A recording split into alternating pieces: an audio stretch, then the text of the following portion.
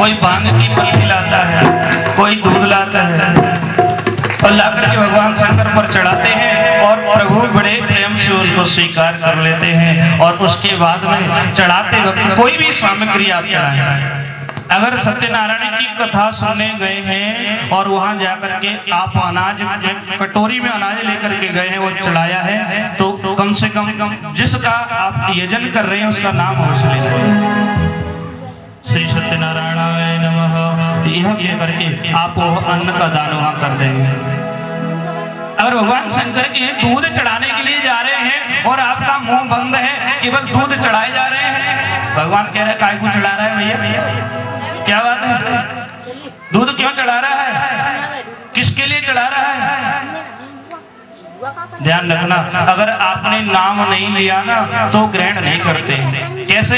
जैसे हम यज्ञ करेंगे तो यज्ञ में एक स्वाहा होती है, अगर हम स्वाहा नहीं बोलेंगे तो जिसका मंत्र बोल करके हम आहुति दे रहे हैं वो आहुति उस देवता के पास नहीं पहुंचेगी, वह यहीं रह जाएगी। इसी तरह से कोई भी चीज हम छोड़ते हैं, भगवान पर चढ़ाते हैं, भोग लगाते हैं, तो उसका नाम लेना चाहिए। कि आप चढ़ा रहे हैं तो ओम नमः शिवाय, ओम नमः शिवाय, ओम नमः शिवाय का जाप करते जाएं और भगवान शंकर के ऊपर चढ़ाते जाएं। और वही माता पार्वती हाथ जोड़ करके बैठी रहती है, आपने देखा होगा, उनको डर रहता है कि भगवान शंकर के ऐसे ऐसे गण हैं, पता नहीं जाने कब झगड़ा शुरू कर दे, इसलिए जोड़े जोड़े बैठी रहती हैं। तो वहां पर कभी भी द्वंद्व झगड़ा हो ही नहीं। कथा सुनने जा रहे हैं या बैठे हैं, अगर कोई बात कर रहा है तो उसको भी शांत कर देना चाहिए और अपने ही मन में ओम नमः शिवाय, ओम नमः शिवाय का जाप करें। जब शिव पुराण चले और जब भागवत चले तो ओम नमो भगवते वासुदेवाय का जाप करें। यह बैठ करके अगर जाप करोगे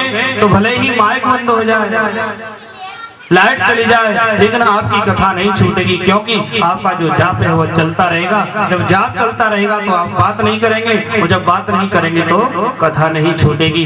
इसलिए आप बैठे बैठे उंगलियों पर ही ओम नमः शिवाय, ओम नमः शिवाय, ओम नमो भगवते वासुदेवाय का बैठे बैठे जाप करते रहेंगे। जिससे करने से घर में तो होता नहीं है हमारे, और बैठ भी मत जाना। अगर बैठ गए ना, कहीं पीला दुपट्टा ओढ़ के घर में भजन करने बैठ गए तो पीछे से आवाज आएगी, अरे दादा गाय खुल गई, गाय उसको बांध आओ।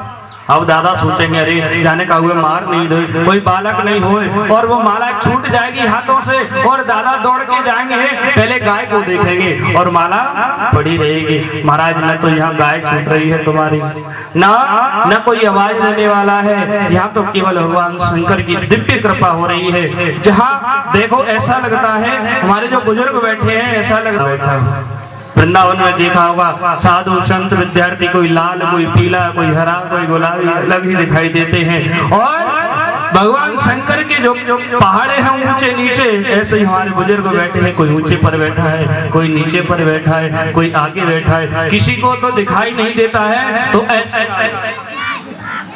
बोलिए शंकर भगवान की ओम नमः शिवाय, ओम नमः शिवाय, ओम नमः शिवाय, ओम नमः शिवाय, ओम नमः शिवाय, ओम नमः शिवाय, ओम शिवाय नमः, ओम नमः शिवाय,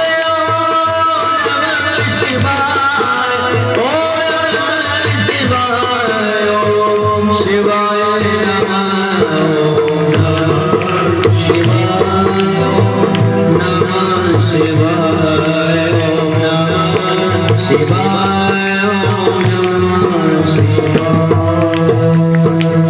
बोलिए शंकर भगवान की जय, बोलिए अर्धनारेश्वर भगवान की जय। अर्धनारेश्वर भगवान शंकर को क्यों कहते हैं? आज बड़ी दिव्य कथा सुनेंगे। अर्धनारेश्वर, अर्धनारेश्वर का अर्थ होता है कि भगवान शंकर का जो आधा जो स्वरूप है, आधा जो शरीर है वह माता पार्वती का है, और आधा जो शरीर है वो भगवान शंकर का है। आपने कहीं चित्रण में देखा होगा कि आधे स्वरूप में तो पार्वती विराजमान है और आधे स्वरूप में भगवान शंकर विराजमान है। इसलिए भगवान को अर्धनारीश्वर कहते हैं। और भगवान अर्धनारीश्वर कब बने, इस बात को बतलाते हैं महाराज। भगवान शंकर कैलाश पर्वत पर बैठ करके सभी ऋषियों को कथा सुना रहे थे, कथा श्रवण करा रहे थे। और